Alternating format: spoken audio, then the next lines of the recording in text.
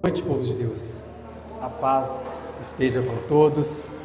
Estamos bem, graças a Deus. Que bom que você veio. Que bom. Aleluia. Nós louvamos ao Senhor pela sua misericórdia, pela sua graça que nos tem sustentado. Amém? Antes disso, eu quero te convidar a fechar os seus olhos. Vamos orar. Depois a gente fala sobre a imagem. Pai, nós queremos te dar graças, Senhor amado, nesta noite, por este louvor maravilhoso do qual nós podemos participar. Queremos, Senhor amado, te agradecer por estarmos aqui na sua casa, sãos, salvos, e pelo privilégio, Senhor amado, de aqui neste lugar podermos cultuar ao Senhor. Deus querido e amado, nós queremos dedicar agora, não apenas o nosso louvor, como já fizemos, mas queremos também dedicar o nosso coração, o melhor da nossa atenção, Pai querido, para aprendermos com o Senhor, para recebermos de Ti, Senhor amado, a boa semente que é a Tua palavra. Ministra, Senhor amado, em nós, conforme aquilo que já está no seu coração. Que para a honra e glória do Teu santo, precioso e maravilhoso nome, Pai, nós sejamos impactados pela Sua palavra. Fala conosco, Pai, e trabalha em nós para o louvor do Teu nome. É nossa oração, Pai querido e amado, e por ela nós já te agradecemos, no nome do Senhor Jesus. Amém? Coloquei ali uma figurinha, que é o tema da nossa mensagem de hoje. Os irmãos conseguem ler lá, irmãos, tudo? Tem uma estradinha, lá no final da estrada tem a cruz de Cristo, amém? Aí está escrito ali, ó, mesma meta, mesma visão, mesma língua, da união para a unidade, o caminho do sucesso no caminhar, amém? Amém? Dá para todo mundo entender ali? Por que você leu, pastor Vitor? Para a gente estar junto, para a gente estar no mesmo mistério. Irmãos, tem muitas coisas na nossa vida que são símbolos de bênção, amém? São canais de bênção para nós. Os irmãos concordam que trabalhar é um canal de bênção para a nossa vida? Contribuir é um canal de bênção para a nossa vida? Ajudar as pessoas é um canal de bênção para a nossa vida? Pois bem, são vários os canais de bênção para a nossa vida. Mas hoje eu quero falar de mais um canal de bênção, que é o caminho do sucesso no nosso caminhar. Ali atrás nós colocamos uma estrada para simbolizar a jornada da vida cristã. E lá na frente tem uma cruz, porque é o lugar para onde nós estamos indo. Não para a cruz como um objeto, como muitas religiões utilizam, mas uma cruz simbolizando o lugar que representa a nossa salvação. O lugar onde de fato nós vamos poder viver uma salvação na plenitude. Onde é, irmãos? No céu, amém? Agora, de agora, onde nós estamos, até o dia que nós vamos chegar lá no céu, tem um espaço bom ainda, tem ou não tem? Nesse espaço bom, nós precisamos estar atento a alguns detalhes que podem facilitar ou dificultar essa caminhada. E hoje nós queremos falar sobre um desses fatores que podem facilitar a nossa caminhada.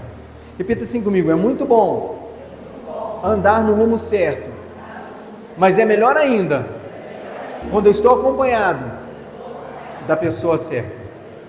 Amém? Bom, é muito bom você fazer uma coisa que está dando certo. Agora, se você tiver alguém perto de você que te ajuda nisso que você está fazendo, é melhor. Os irmãos concordam comigo? Às vezes eu posso pegar essas cadeiras todas e levar lá para cima. Esse é o certo a se fazer, é o que eu quero fazer. Mas se eu tiver alguém para me ajudar, melhora ou não melhora? Eu posso estar fazendo comida na minha casa, que se tiver alguém para me ajudar, e picando uma cebola, e picando um tomate, é bom. Agora, meu pai já falava uma coisa desde o tempo que ele era vivo, né? Falou assim: olha, xará, xará, muito ajuda quem não atrapalha. Os irmãos já ouviram esse ditado? Porque às vezes eu ficava tão assim, não vou nem falar que eu queria ajudar, né? Porque eu era menino, eu não queria muito ajudar, não. Mas eu era obrigado a estar ali junto com ele. Ele falou assim: vem cá, você vai me ajudar aqui. Meu pai era pedreiro. E às vezes na minha infância, na minha molecagem, na minha maneira de estar ali perto dele, eu começava a levar as coisas tudo na brincadeira. Ele: olha, pode ir embora, pode ir embora. Muito ajuda quem não atrapalha. Então, nem sempre uma companhia é de fato alguma coisa que vai nos ajudar. Concordam comigo? Tem um ditado no mundo secular que diz que antes só do que mal.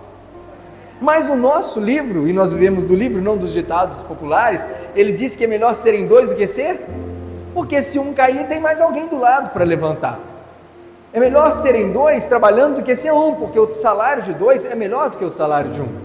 Então, tendo essa verdade para a nossa vida, que é melhor a gente ter uma companhia que vai nos ajudar, ou que vai caminhar conosco nessa jornada, nós começamos a entender o caminho do sucesso nesse caminhar. Agora, enquanto eu estou me preocupando em caminhar bem, eu preciso que essa pessoa que está do meu lado também se preocupe em caminhar bem. Abra sua Bíblia comigo, você que a trouxe, lá no livro dos Juízes, nós vamos ler um trechinho do capítulo 12. Juízes capítulo 12, versos 1 a 6.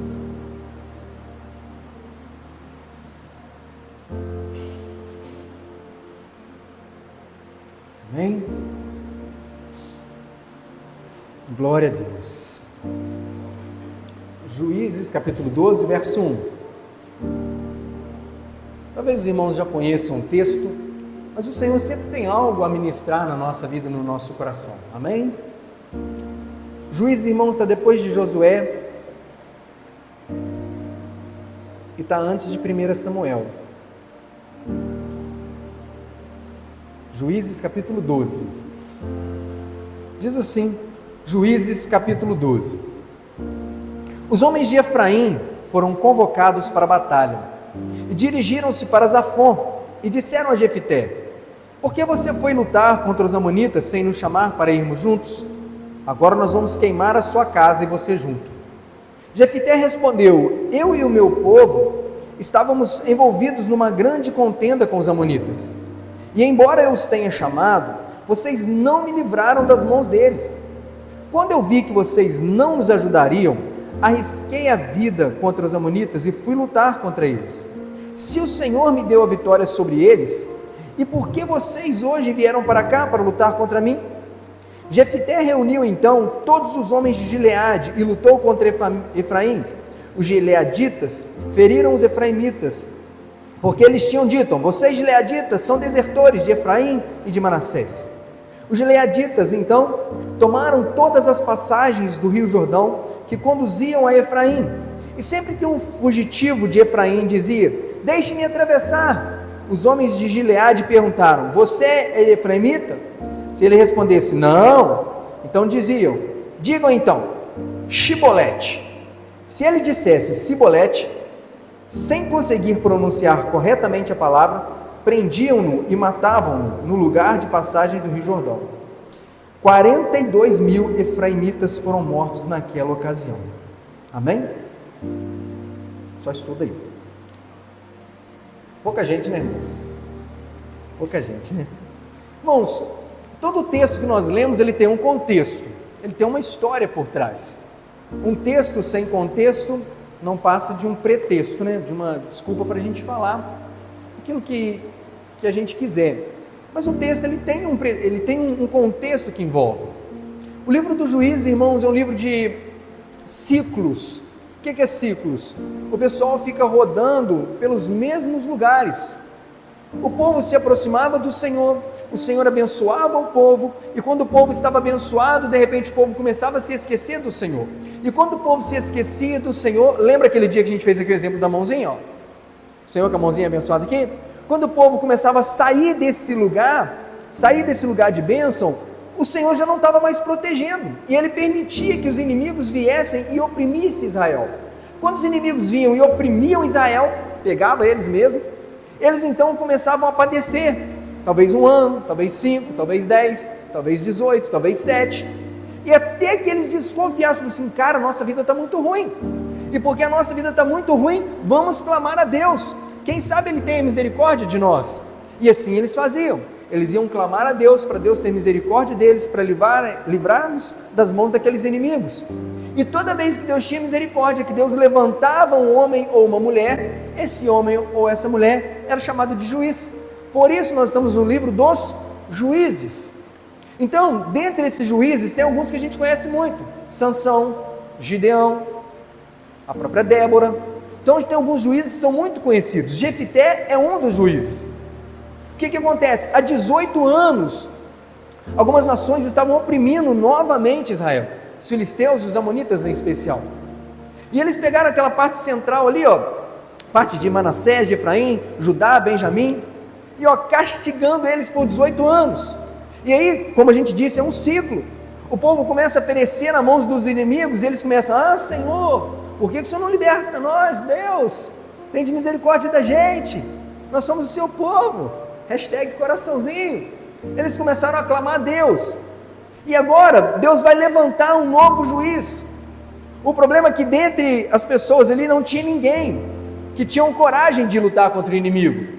Então eles falaram assim: rapaz, tem um tal de Jefité, ele não está nem mais no meio da gente não, porque os irmãos dele mandaram ele embora de casa, porque ele era filho de uma prostituta, então ninguém queria ele por perto, mandaram ele embora.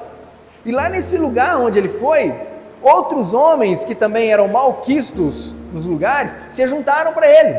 Então Jefité, que era um homem bom de guerra, bom de peleja, tinha agora um monte de gente que estava junto com ele, que também era bom de peleja, e mandaram chamá-lo. Falou: ô Jefité, rapaz, você sabe que a gente está passando um aperto? Você não quer vir ajudar a gente não? Vem ajudar a gente para lutar contra os amonitas. E Jefité fica meio assim, fala assim: pô, vocês me mandaram embora de casa? Eu não era digno de estar no meio de vocês, e agora vocês estão me chamando para lutar? Por que vocês estão me chamando? Não, pode vir, Jefité. Olha, se você vier, você vai ser o líder dos gileaditas. Aí ele ponderou e falou assim: ah, vale a pena, eu vou lá. E ele vai, e é nesse contexto, indo para essa batalha, diz a palavra que o Espírito Santo se apossa, né, se apodera de Jefité, e ele vai para a peleja. E quem conhece a história de Jefité, sabe que mesmo ele tendo sido cheio do Espírito Santo, tendo sido capacitado pelo Espírito Santo, ele faz um voto precipitado ao Senhor. Ele falou: Senhor, eu vou para a peleja, e se eu ganhar essa batalha, não precisava nem falar isso, já era o Senhor que estava levantando ele, mas ele: não, se eu ganhar, eu vou sacrificar o primeiro que sair da porta quando eu voltar. E quem saiu da porta quando ele voltou? A filha dele. E aí aqui, meus irmãos, tem uma dúvida, uma discordância muito grande de que tipo de sacrifício foi esse.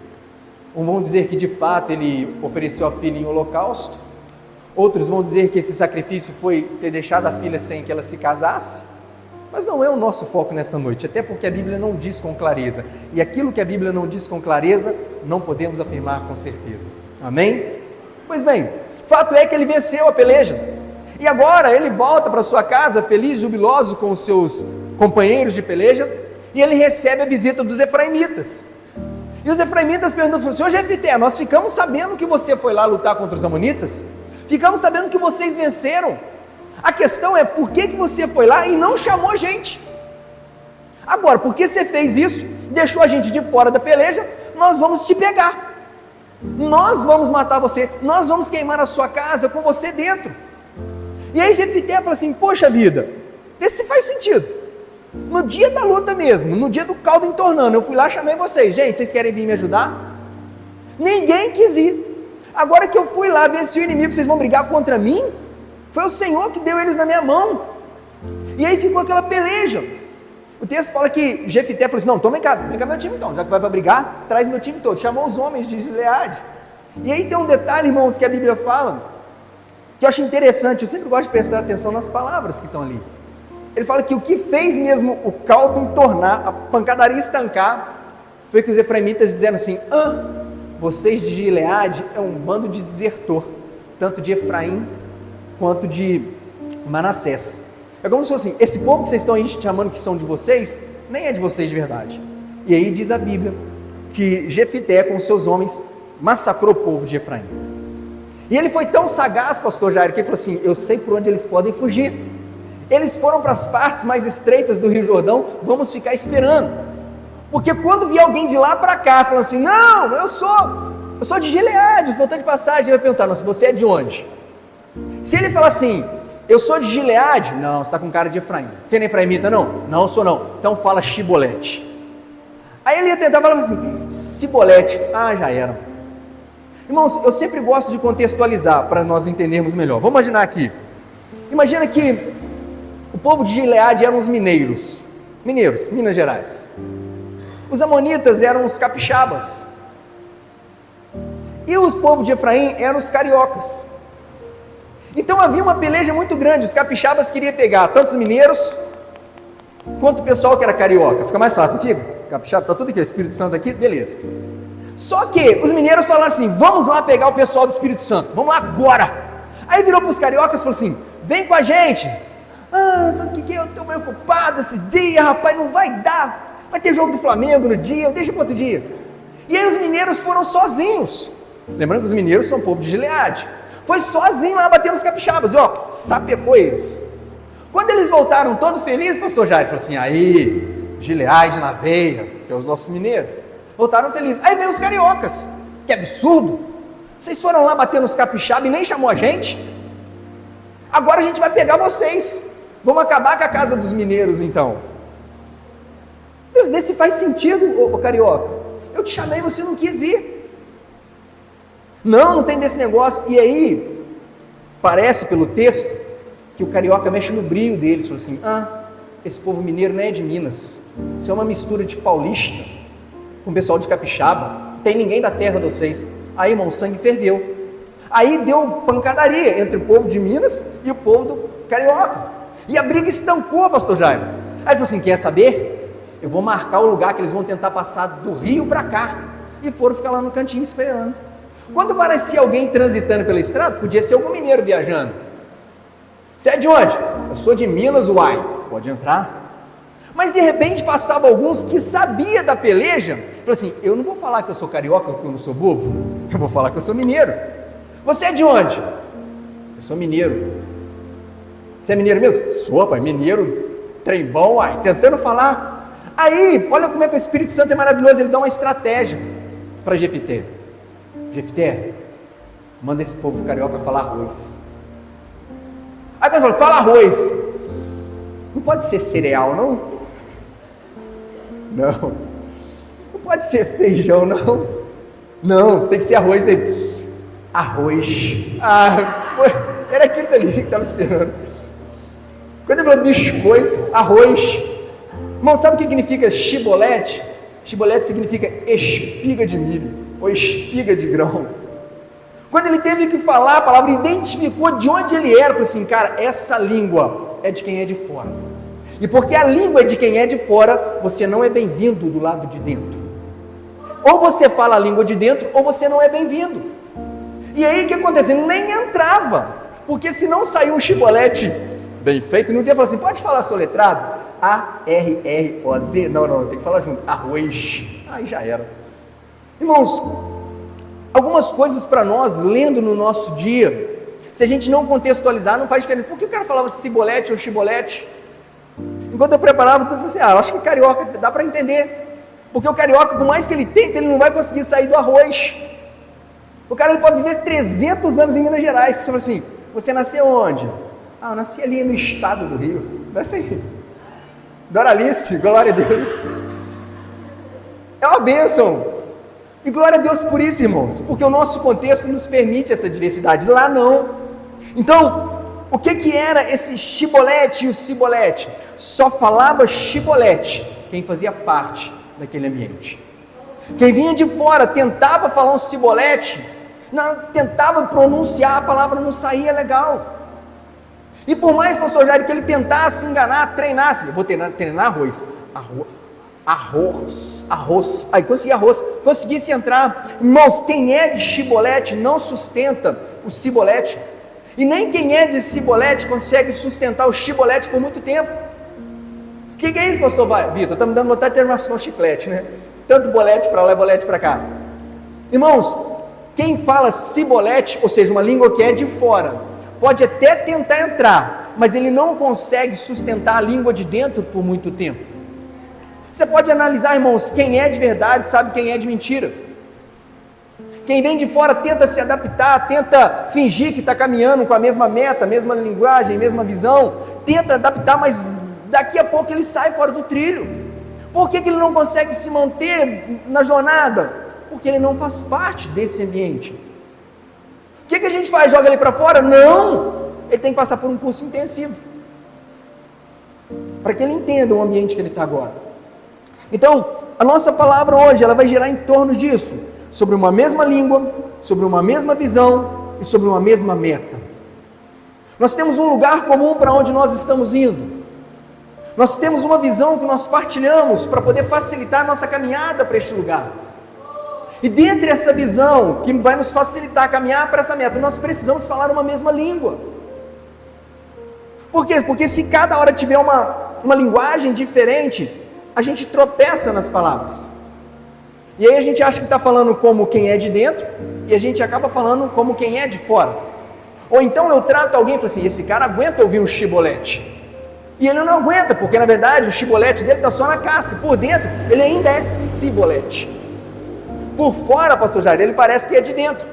Mas por dentro, ele continua mostrando que é de fora. Qual que é o problema, pastor Jair? Que quem só finge ser de dentro, não sustenta o de dentro por muito tempo. Hoje aqui, irmão, se eu perguntar, todo mundo consegue. Fala aí, irmão, chibolete, fala aí. E todo mundo consegue falar. Agora se eu passar para você na segunda-feira, irmãos, chibolete ou cibolete? Uns vai falar assim, pastor Vitor é doido. Uns vai desconversar. Lógico que eu não vou fazer isso, irmãos. Senão os outros vão dar razão, porque ele é doido mesmo. Mas independente da palavra, será que a linguagem, quando a gente está lá fora, ela identifica? Ou é só aqui dentro que a gente consegue manter o chibolete? Para a gente caminhar, a gente precisa estar na mesma visão. Olha só, havia união em Israel como um todo. União. Mas não havia unidade. Porque eles não eram indivisíveis no propósito. Tanto Efraim, quanto Gileade, quanto Manassés, quanto Judá, faziam parte da mesma nação. Mas não estavam unidos no propósito. Então, irmãos, eu queria colocar algumas coisas para nós pensarmos nessa noite. Salmo 133 diz o quê? Quão bom e agradável é que os irmãos vivam. E como? Como que é isso? Como é que é essa união? É como o quê? Como óleo precioso escorre sobre a barba de Arão, da gola até a orla dos vestidos. E é como o quê também? É como orvalho no Monte Hermon. Ele fala assim, ali o Senhor ordena a sua bênção. Então o Senhor ele traz várias comparações, que é como orvalho, que é como o óleo que desce sobre a cabeça de Arão. Ele faz questão, fala assim, olha, isso que é tão bom quanto os irmãos vivendo em união, é ali que eu vou ordenar a minha bênção. Agora observe, irmãos, imagina alguém derramando óleo na cabeça do sacerdote. Derramar um pouquinho. Bom, se a gente derramar um pouquinho de óleo, escorre, vai ficar na cabeça, o couro cabeludo vai ficar. Agora imagina ele vai colocando, aí escorreu pelo rosto, chegou na barba, aí continuou colocando, aí escorreu na orla, começou a molhar a roupa. Aí continuou colocando, não escorreu só na barba, escolheu na barba, pegou a roupa, molhou ela toda, foi até a orla. Agora imagina esse camarada empapado de óleo, embebido no óleo, se ele andar por aqui, ele vai fazer um rastro de óleo? O que vocês acham? Vai fazer um rastro de óleo? Significa que aquilo que nós temos recebido, que é bom e que é agradável, quando a gente caminhar, tem que ficar um rastro. Tem que ficar uma amostra de, aqui está passando de quem? Alguém que tem realmente essa unção. Então, irmãos, há uma diferença muito grande entre união e unidade. A palavra fala com bom e agradável que os irmãos vivam em união. Glória a Deus, porque a união precede a unidade. Qual que é a diferença, pastor Vitor? A união é o ato ou efeito de unir, estar junto. Nós estamos unidos aqui, amém ou não, amém, irmãos? Estamos unidos. Mas o que significa unidade? Unidade é ser um só, ser indivisível. Para facilitar, imagina que a gente vai lá na mercearia e compra uma sacola de batatas. Batatas grandes, batatas pequenas, batatas verdinhas, batatas mais clarinhas. Uma sacola de batatas. As batatas estão todas na sacola. Elas estão em quê, irmão? Elas estão em união. Estão juntas ali na sacola. Eu consigo ver uma batata que é grande, consigo ver uma que é pequena, consigo ver uma que é mais tortinha, consigo ver todas as batatas. Mas quando eu chego na minha casa e faço um purê de batata, virou unidade. Você já não sabe mais qual que era a batata grande, qual que era a batata pequena. Consegue diferenciar? Ah, essa colher aqui, ó, era daquela batata pequena que eu comprei. Então a gente precisa transicionar da união para a unidade. Como assim, pastor Vitor? Eu preciso sair dos estarmos juntos para sermos um só. Por isso que a palavra diz que há vários membros, mas quantos corpos? Um só corpo. Porque para a gente caminhar, irmãos, a gente vai precisar chegar nesse lugar. Por que, pastor Vitor, que é melhor eu caminhar em unidade e não apenas em união? Porque quando eu caminho em união, eu só estou junto com o pastor Jairo. Mas quando eu caminho em unidade, eu sou um com o pastor Jairo. Imagina que o pastor Jairo tem 20 reais no bolso. E eu tenho 180. Poxa, vamos mudar o exemplo, né? Imagina que o pastor Jairo tem 180 reais e eu só tenho 20. Pronto, fica melhor, né? Melhor assim. Se a gente estiver só junto, só em união, ele tem 180, eu tenho 20. Mas se a gente estiver em unidade, nós temos um proporcional de 100 para cada um. O que isso mostra para nós, pastor Vitor? Significa, irmãos, que na unidade, os grandes suprem as ausências ou as carências dos pequenos. Os fortes ajudam os que estão fracos. Os ricos sustentam os que estão pobres. Então, na unidade, quem já entendeu, ajuda quem ainda não entendeu. Quem está de pé, ajuda quem está caindo. Quem está forte, sustenta o que está fraco. É só na unidade. E aí quando ela fala assim, nossa, essa igreja é forte, essa igreja é pujante, essa igreja é firme. É sim, porque nós estamos em unidade. Porque senão os outros vão olhar e falar assim, ali tem gente fraca, ali tem gente devagar, ali tem gente forte. Não, não. As pessoas têm que olhar para nós e falar assim, ali tem um bloco coeso, firme, unido. É um só, é indivisível aquele povo. Esse, irmãos, é o sucesso para a gente conseguir caminhar com sabedoria, com saúde. Então, irmãos, quando a gente olha ali para aquela estradinha bonitinha ali, ó, a gente só consegue chegar lá bem, firme, feliz, dentro dessa bênção, recebendo isso que o Senhor tem para nós. Essa bênção que é como o óleo que escorre sobre a barba de Arão, quando a gente está na mesma visão, quando a gente está na mesma língua e está no mesmo propósito, que é a mesma meta. Temos visto, irmãos, aqui nesse lugar, o mover do Senhor nos últimos meses. E eu tenho crido nisso, irmãos. Eu tenho crido. Agora, por que isso tem funcionado? Porque a gente começa a entender a unidade. A linguagem começa a ser a mesma. Os irmãos percebem isso também? A gente começa a falar na mesma linguagem, a gente começa a ter a mesma visão, a gente começa a apontar para o mesmo lugar, a gente começa a caminhar na mesma velocidade. Aquele que corria muito começa a andar mais devagar, porque tem alguém que é mais devagar ali, ó. Aquele que andava devagar demais e falou assim, ó, o povo lá só está me esperando. Aí ele esforça um pouquinho para estar junto. E a gente sai de um grupo espaçado para ficar um bloco coeso. Quando a gente começa a caminhar dessa forma, irmãos, a gente caminha em unidade. Qual que é a importância da unidade para a caminhada? Separei algumas coisas para nós pensarmos nessa noite. Qual que é a importância de uma unidade na caminhada cristã? Qual que é a importância de eu entender que eu estou num ambiente em que se fala chibolete e querer participar daquele ambiente? De vez em quando eu mandava para a Dora, mandava alguma coisa e escrevia assim para ela, chibolete. Você está se referindo à mesma visão, à mesma língua, ao mesmo ideal. Então quais são os benefícios, qual a importância da gente caminhar na mesma visão, em unidade? Primeiro, caminhar em unidade preserva a estrada. O que é a estrada? A estrada é o lugar onde a gente caminha. Amém ou não amém? Então tá, por que preserva a estrada? Irmãos, qual que é o lugar onde a gente se reúne para caminhar junto como cristão? A igreja. Então, quando eu estou em unidade, eu preservo a vida da minha comunidade. Eu preservo a minha comunidade. Eu preservo o nome da minha comunidade. Por quê? Olha só o que diz a palavra. Todo reino que é dividido contra si mesmo, ele será arruinado. E a casa que é dividida contra si mesma, ela não fica de pé. Agora, se eu saio desse lugar de divisão, se eu saio desse lugar de minar o próprio reino e entro numa visão de unidade, vamos imaginar o contrário. Olha, o reino dividido contra si mesmo não subsiste. A casa dividida contra si mesma não fica de pé. Vamos mudar então o contexto. O reino que é unido em si mesmo subsiste. E a casa que é unida em si mesmo não será arruinada, ela fica de pé. Então, irmãos, nós temos um lugar que o Senhor nos deu para ser a nossa estrada, para ser a nossa caminhada. Quando é o contrário, pastor Vitor?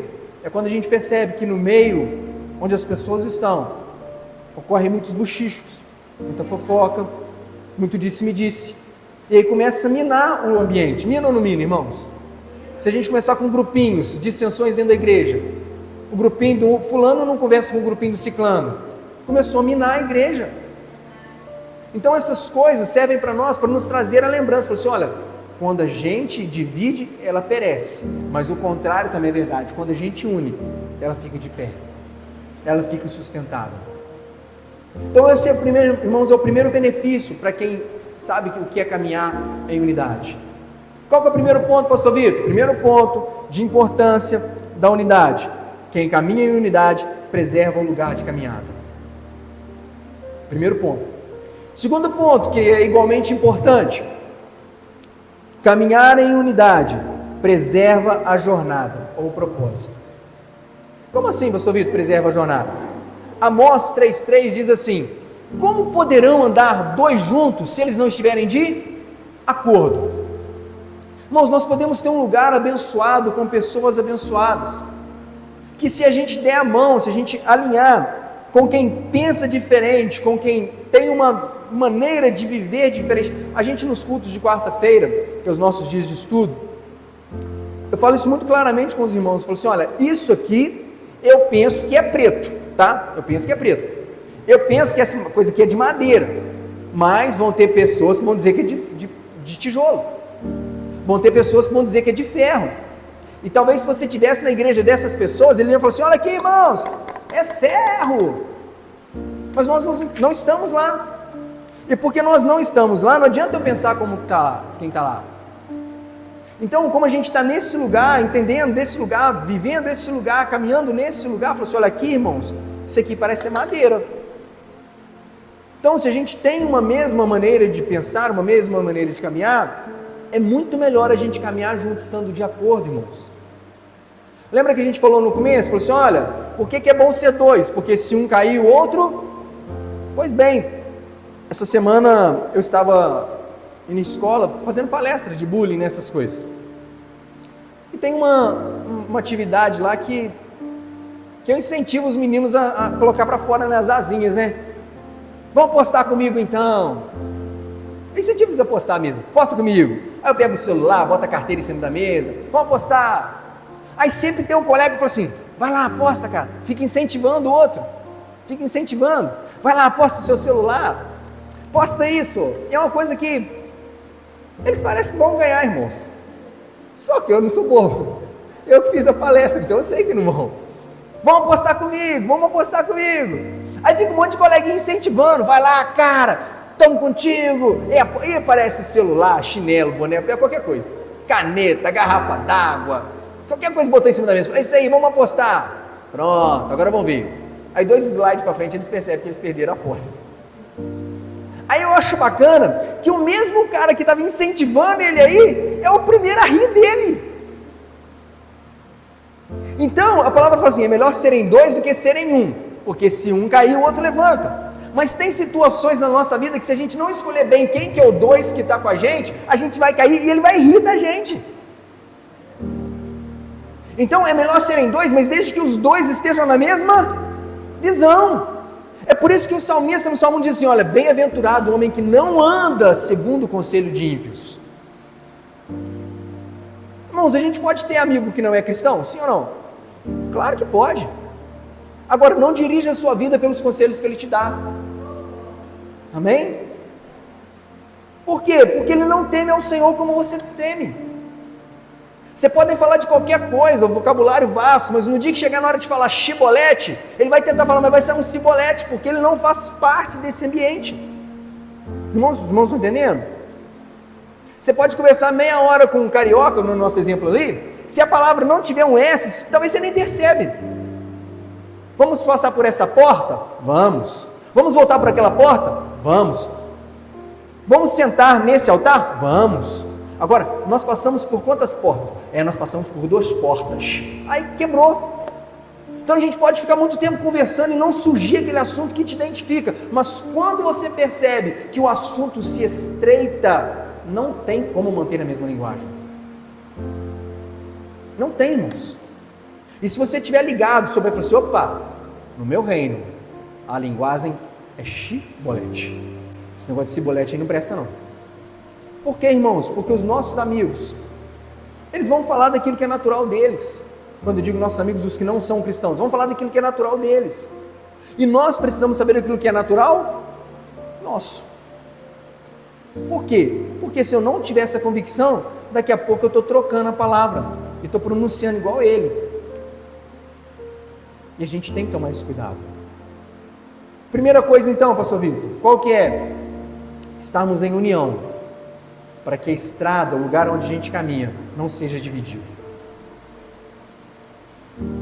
Se a gente vive nesse propósito de ser um só, de ser coeso, a nossa casa não será arruinada. Segundo, se eu escolho bem quem é minha companhia, que fala a mesma linguagem que eu, que pensa como eu, que caminha na mesma direção, que tem o mesmo propósito. Irmãos, eu não estou falando de ser igual robozinho, igual o outro. A gente pega um time de futebol, você tem um que é refinado, que é o atacante, que é aquele que tem que dar o toque final para fazer o gol. E aí você olha lá para trás, tem um zagueiro, talvez brutão, bronco. Antigamente tinha a expressão, zagueiro da roça, que chutava a bola para o mato, que o jogo era de campeonato. Um é todo refinado, o outro é todo bronco. São perfis diferentes, mas todos eles têm o mesmo objetivo: não deixar o gol entrar aqui e fazer o gol lá. O lateral, o goleiro, todos eles têm o mesmo objetivo: não prejudicar aqui e beneficiar lá. Então, irmãos, dentro dessa unidade que nós estamos vivendo, você vai perceber que tem pessoas que são mais devagar mesmo. Tem ou não tem, irmãos? Tem pessoas que são mais agitadas. Tem pessoas que têm muita habilidade com trabalho manual. Tem pessoas que é bruta. E se eu entender isso, pastor Jair, eu vou saber que eu não posso chamar um camarada que é bruto, que é bom para quebrar a parede, para cortar papelzinho para tia Isabel, que vai dar ruim. Porque um tem habilidade delicada, o outro é mais... Agora, tanto que quebra a parede, quanto que corta papelzinho, estão caminhando no mesmo propósito.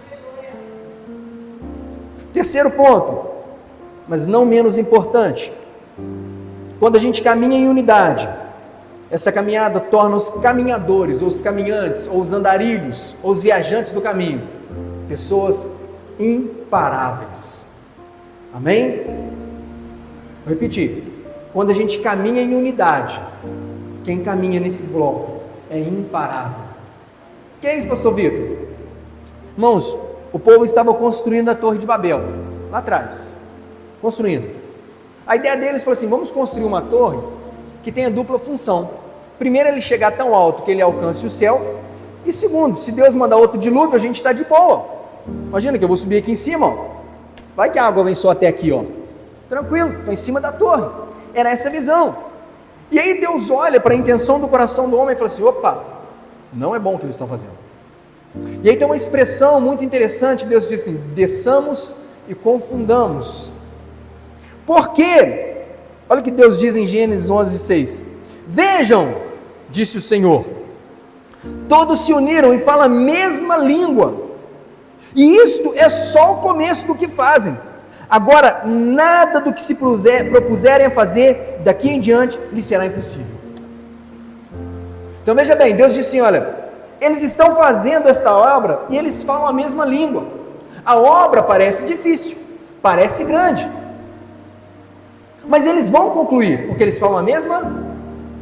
E aí Deus dá uma declaração: irmãos, não sou eu, não é o pastor Jairo, não é o presbítero Berenilson, não é o prefeito da cidade, Papai Noel, não é ninguém, é o próprio Senhor quem está dizendo. Ele diz assim: olha, eles falam a mesma língua, e por falarem a mesma língua, isso é só o começo. Se a gente não fizer nada, se a gente não quebrar essa linguagem deles aqui, nada do que eles intentarem fazer vai ser impossível. Ou seja, se eles continuarem com a mesma língua, eles vão poder fazer o quê? O que quiserem. Isso mostra para nós, irmãos, que se nós estivermos na mesma língua, nada do que a gente tentar fazer vai ser impor. Nós somos imparáveis. Se nós tivermos a mesma língua, a mesma visão. Irmãos, quantos dedos nós temos? Quantos? Quantos, Lorena? 20 no total? Então tá. Vou te pedir, não que você está atrás. Vem cá, pastor Jair. Vou nem contar todo mundo não, tá? Vou falar assim: pastor Jair, quantos dedos nós temos? 20. Não. O senhor tem 20. Eu tenho 20. Quantos dedos nós temos? 40. Se a gente contar todo mundo aqui, a gente vai ter só 20 dedos, Lorena. Não. Muito obrigado, meu pastor. Irmãos, eu chamo a Lorena, mas a Lorena está atrás do celular. Irmãos, entendem que nós não temos só, nós temos muitos dedos. Está vendo assim? Nossa, Pastor Vitor, não gosto desses exemplos assim, o João, o Zé Ruela, perdeu um dedo. Nossa, ele agora tem 19. Não. Imagina aqui, ó, o exemplo que ele estava dando para o pastor Jairo. Nós dois temos 40 dedos. Se eu sozinho, irmãos, perco 2, eu perdi 10% dos meus dedos. Porque eu tenho 20, perdi 2. Mas se eu estou junto com o pastor, a minha perda já não é mais de 10%, caiu para 5%. Se eu tenho 5 pessoas que são 100 dedos e eu perdi 2 dedos, eu só perdi 2%. Mas se nós temos 10 pessoas com 200 dedos e eu perdi 2 dedos, nós só perdemos 1%. Então, quando a gente está no bloco, até as nossas deficiências, as nossas dificuldades, elas vão sumindo, porque a gente tem pessoas ao nosso lado que nos ajudam a suprir essa ausência. Amém? Então, irmãos, esses são os benefícios de quem caminha em unidade. Caminhando para o final, vamos pensar aqui comigo. Quando a gente vive numa comunidade que caminha em unidade, nós vivemos em amor. E o amor em comunidade revela para nós quem nós somos e também revela quem Ele é. Por quê? Se eu caminho na mesma visão que o pastor Jairo, para o mesmo lugar, com o mesmo objetivo, ouvindo o mesmo Deus, recebendo a mesma palavra, tendo a mesma fé, pensando da mesma forma, eu não posso falar que eu faço isso tudo e que eu não amo o pastor Jairo. Porque diz a palavra, se alguém dizer que é meu discípulo e falar que odeia o seu irmão, alguma coisa não está legal. Então, irmãos, o que vai marcar a nossa comunidade é o amor que a gente tem um pelo outro, é o zelo que a gente tem um pelo outro, é a preocupação, falar assim, ele caiu, mas eu estou do lado e eu vou ajudar a levantar. É isso que faz diferença. Olha só, nós somos chamados para fazer discípulos, amém ou não amém? Ide por todo mundo e pregar o evangelho a toda criatura, batizando-os em nome do Pai, do Filho e do Espírito Santo, ensinando-os a guardar todas as coisas que vos tenho ordenado. Então nós somos chamados para fazer discípulos. Por isso que a gente está nesse ambiente, que é um ambiente bom, que é um ambiente gostoso, que é uma estrada, um lugar de caminhar, aonde o Senhor nos colocou, e o Senhor está falando assim, olha, o ambiente é bom sim, mas não se contenta com isso não. O cara que está lá fora, que não conhece ele, chama ele para dentro, chama ele para fazer parte. Vão por aí, anuncie as coisas que você tem ouvido de mim, e chama ele para ser discípulo também. Agora, irmãos, qual que é a melhor maneira de eu convencer alguém a ser discípulo de Cristo, irmãos? Como, irmãos? Sendo um verdadeiro discípulo. Por quê? Porque antigamente tinha um ditado no mundo secular que fala assim, olha, faço o que eu falo, mas não faço o que eu... Era o cara que fumava 300 cigarros por dia e falava para o outro não fumar. Era o cara que bebia um monte de cachaça e falava para o outro não beber. Era o que roubava e falava para o outro para não roubar. Era o que mentia e falava para o outro para não mentir. Então, se a gente quer ser convincente na missão que o Senhor nos convidou, ou que Ele nos confiou, melhor dizendo, para levarmos as pessoas para aquele mesmo objetivo, para aquela mesma estrada, nós precisamos ser exemplos de caminhantes dessa estrada. Quer ver uma coisa interessante? Olha só. Tem uma expressão antiga que diz que as palavras convencem, mas os exemplos arrastam. Os irmãos já ouviram isso? Pega a sua mãozinha assim, ó. Esquenta uma na outra. Está esquentado. Esquentou? Mais escadinha então, hein? Preparado? Agora você vai pegar a sua mão e vai botar ela no pescoço. 1, 2, 3, 5, 10.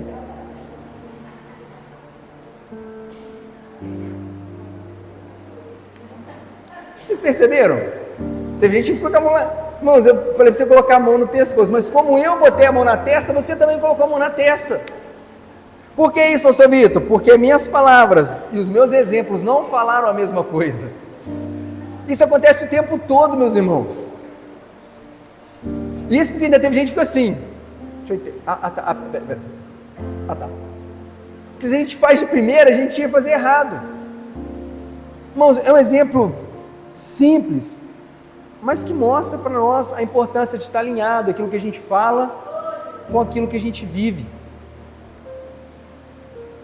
A palavra diz que nós somos sal da terra e luz do mundo, amém? Você é sal da terra, você é luz do mundo. A função do sal não é tornar todo mundo sal. Quando você come um churrasco na sua casa, você come aquela picanha e fala assim, nossa, essa picanha tá top, o sal tá no ponto. Você come um arroz bem feito e fala assim, nossa, o sal aqui tá... Alguém lembra do sal, irmão, em algum momento? Ninguém lembra do sal. Mas o sal está? Se tiver muito sal, a comida fica boa ou fica ruim? Se não tiver sal nenhum, a comida fica boa ou fica ruim?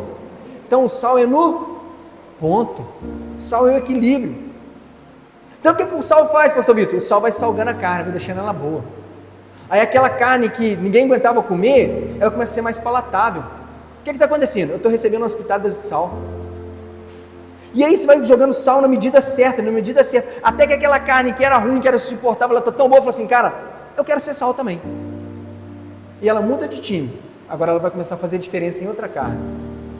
Vão ter pessoas à nossa volta que não vão aceitar fazer parte da nossa caminhada de cara, mas por conviverem com a gente, vai ver a vida dela se transformando. Porque um dia ela vai chegar atribulada, você vai ter uma palavra. E não virou sal ainda, mas você melhorou a carne que ela é. Está chegando em casa, está doido para brigar com a esposa. Eu falei, rapaz, faz isso não é de Deus não.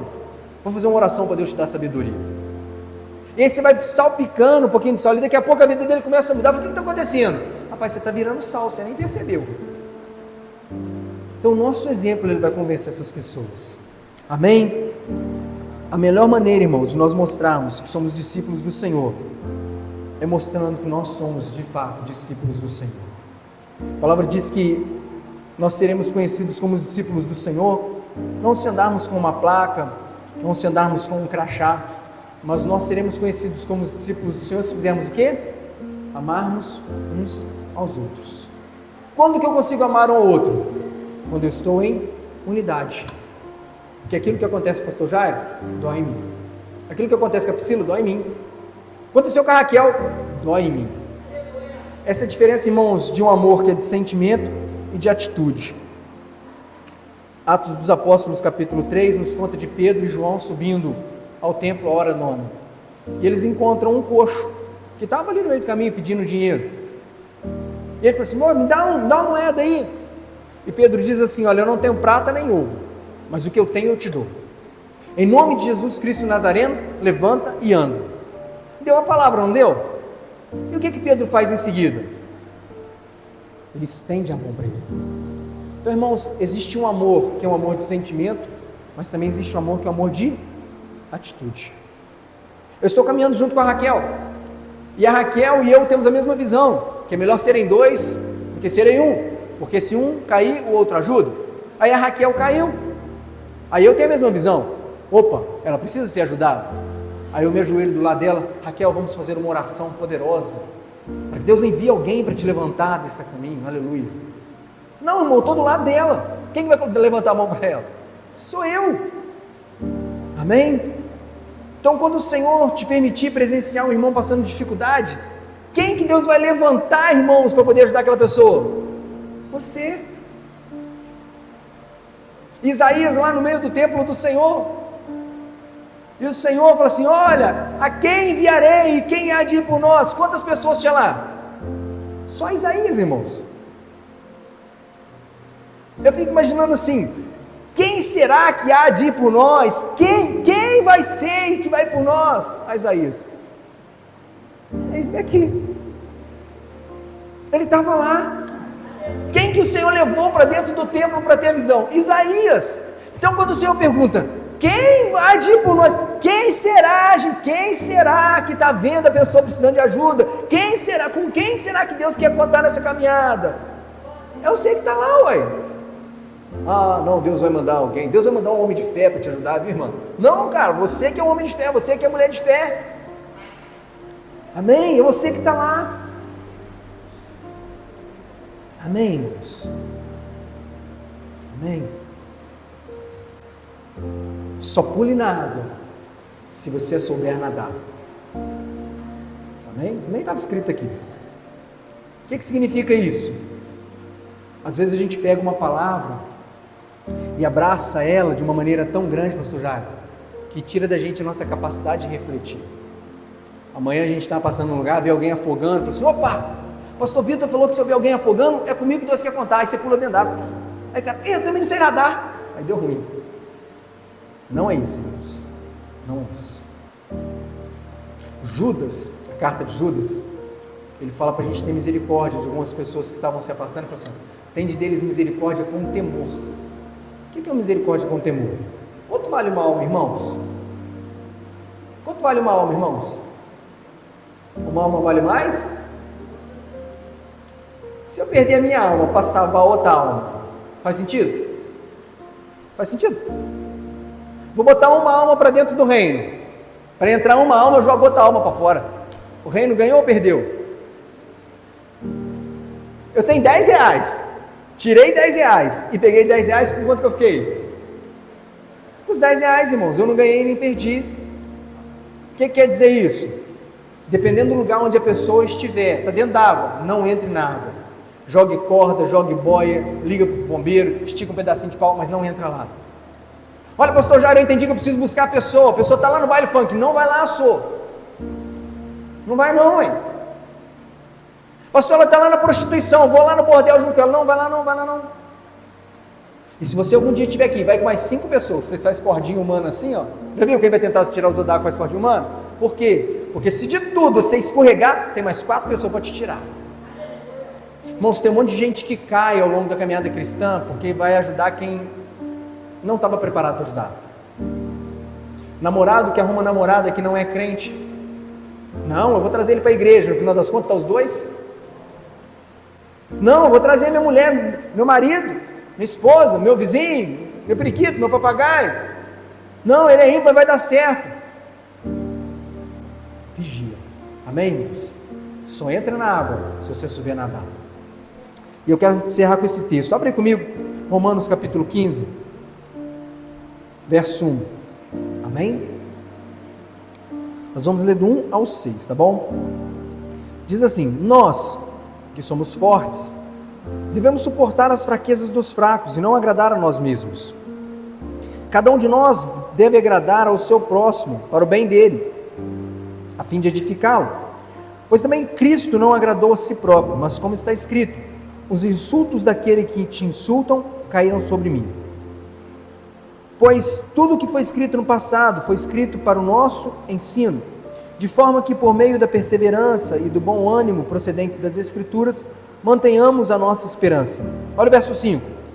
O Deus que concede de perseverança e ânimo, lhes dê um espírito de unidade, segundo Cristo Jesus, para que, como um só coração e uma só voz, vocês glorifiquem ao Deus e Pai de nosso Senhor Jesus Cristo.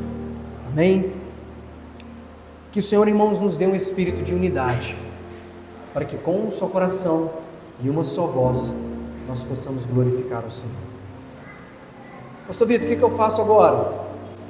Trabalhe para a união e para a unidade do corpo do Senhor.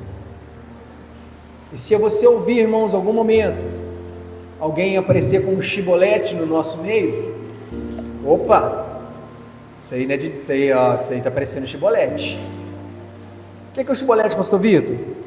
Uma fofoca, uma discordância, uma dissensão, uma picuinha. Percebeu que isso começou? O que eu faço? Faço igual o Jefité que matou a pessoa? Não. Mata a palavra. Como é que eu mato a palavra? Com exortação, com oração, não dando crédito. Amém? Vamos ficar de pé? Em nome do Senhor Jesus. Glória a Deus.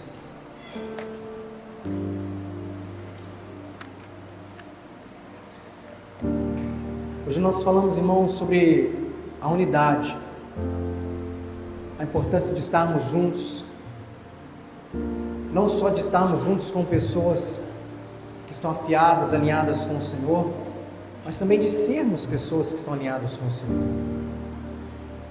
Queria te convidar nesta hora, a você ligar a mão para a pessoa que está do seu lado. Nós vamos cantar uma canção e eu queria que você ministrasse isso na vida dela também. Por quê, pastor Vitor? Porque não existe unidade de uma pessoa só. Não existe, irmãos, crente sozinho no caminho. Quem caminha só, mais cedo ou mais tarde, sente a carência de alguém para poder confortar o coração. Feche seus olhos em nome do Senhor Jesus. Recebi um novo coração do Pai, coração regenerado, coração transformado, coração que é inspirado por Jesus, como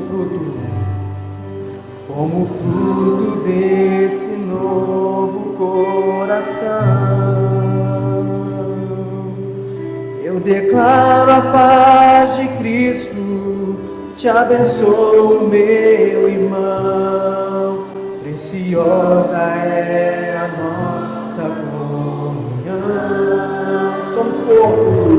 Somos corpo, assim bem ajustado, totalmente ligados, unidos, vivendo em amor, uma família,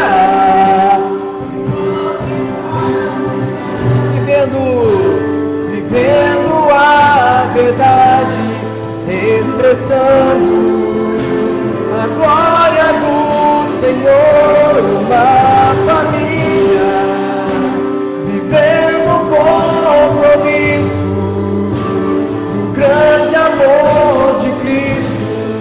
Eu preciso de ti, querido irmão, precioso és para mim, querido irmão. Aleluia, louvado o teu nome, Senhor. Quero te convidar, meu querido, a orar por esse irmão, por essa irmã que está ao seu lado. A palavra nos diz que mais bem-aventurada coisa é dar do que receber. Então que nessa noite você possa dar da sua oração, da sua intercessão por esse irmão, por essa irmã que está ao seu lado. Pai, no nome do Senhor Jesus Cristo, nós oramos, Pai. E hoje, Senhor, o alvo não é nós mesmos. Nós não somos, Pai querido, o alvo da nossa oração. Mas nós oramos, Pai querido, pelo irmão que está à nossa direita, à nossa esquerda, que assim, Pai querido, como nós, também tem as suas lutas, tem as suas dificuldades. E nós oramos, Pai querido, para que o Senhor nesta noite supra a necessidade do meu irmão. Pai querido, que o Senhor venha levantar, Pai, aquele que está caído, Senhor. Se existe, Senhor amado, alguma área da vida dele, Pai, na qual, Senhor amado, ele tem tido dificuldade, Senhor, que nesta noite o Senhor possa levantá-lo no nome do Senhor Jesus. Que nessa noite, Pai querido, o Senhor possa ministrar cura sobre a casa do meu irmão, da minha irmã. Pai querido, que a família dele, Senhor amado, seja alcançada nesta noite. Que o Senhor possa visitar, Senhor amado, os filhos dele, os filhos dela. Pai querido, visita o marido que ficou em casa. Visita a esposa, Senhor amado, que ficou em casa. Pai querido, os pais que não vieram hoje, Senhor. Pai, que o Senhor visita eles nesta noite no nome do Senhor Jesus. Pai querido, a alegria do meu irmão é a minha alegria.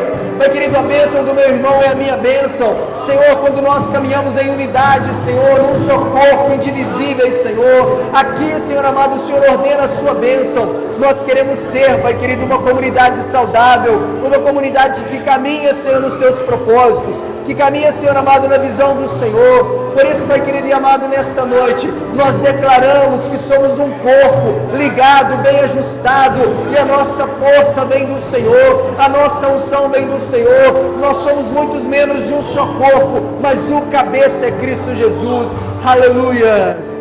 Somos corpo, assim bem ajustado, totalmente ligados, unidos, vivendo em amor, uma família,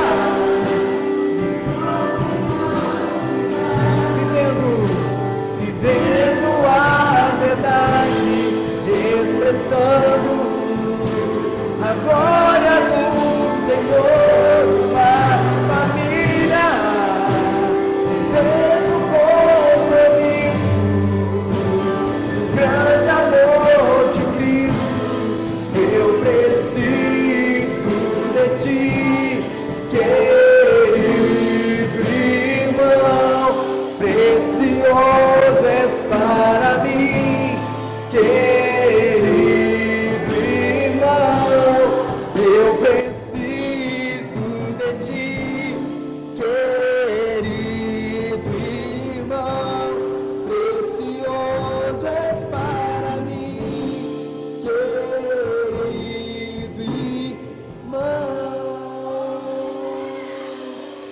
Aleluia. Amém? Aplauda bem forte o nome do Senhor.